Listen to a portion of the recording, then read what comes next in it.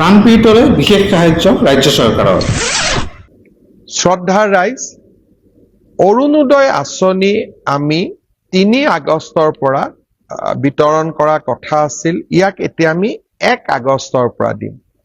যোৱাবাৰ যেতিয়া মই ফেচবুক লাইভ কৰিছিলো, বহুতে মোক কৈছিল যে মামা এইবাৰ অৰুণোদয় দিব নালাগে, অৰুণোদয়ৰ পুঁজিখিনি চৰাইদেউ আৰু শিৱসাগৰ জিলাত দিয়ক।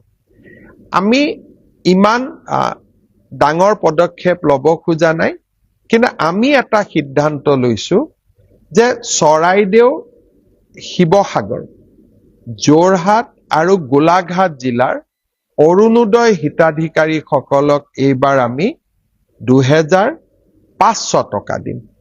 অৰ্থাৎ 15,000 টকা বানত গুৰুতৰভাৱে আক্ৰান্ত পৰিয়ালে পালে।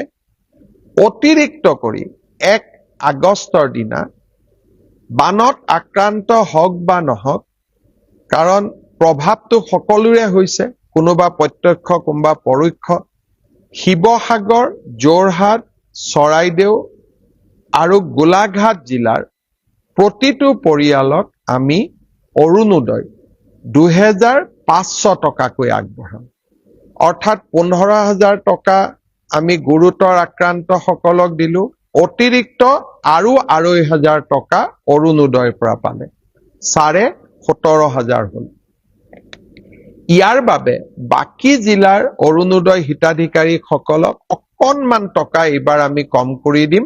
মোৰ বিশ্বাস কোনেও তাৰ বাবে আমাক বেয়া নাপাব।